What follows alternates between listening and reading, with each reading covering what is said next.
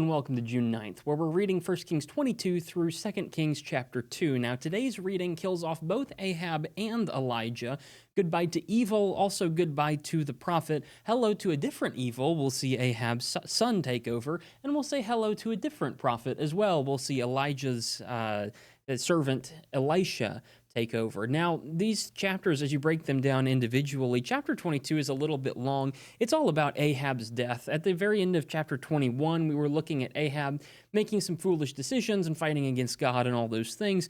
He repents briefly at the end of it. At Naboth's episode, he kind of hesitates and turns back towards God, but as soon as you get to chapter 22, he's right back doing his same old thing, ignoring God, even though he knows he should probably listen. He wants to go fight a war. God says, don't do that, you'll die. And Ahab goes anyway. Ahab dies anyway. Tough for him. And so Ahab passes on, and his son Ahaziah goes ahead and takes over the throne. Now, as you get into 2 Kings chapters 1 and 2, you kind of take a break a little bit from the kings. You'll see a lot more about the prophets in these first few chapters of 2 Kings, and that's what we focus on as we open up chapter 1. We talk a little bit about Elijah. He's being summoned to go to the king. The king, Ahaziah, has fallen out of a window and hurt himself, and he wants to ask Elijah if he will recover, and Elijah promptly burns about 100 of his guys, which is a bizarre story. Eventually goes to the king and says, you won't get better, you're going to die from this.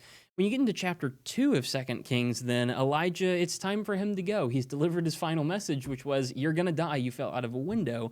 And he goes ahead and walks across the Jordan River.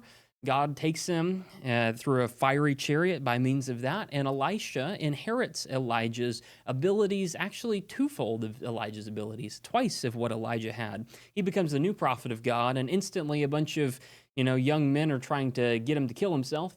That's an interesting story, and Elisha says, God take care of that. God takes care of it by sending out 2 bears, and the bears rip up the boys who were being very disrespectful and pretty bad people. But that's an interesting story. If you want more thoughts on that, go ahead and read about it on the written page over on the Substack. And if not, then I'll see you tomorrow. Which day is it?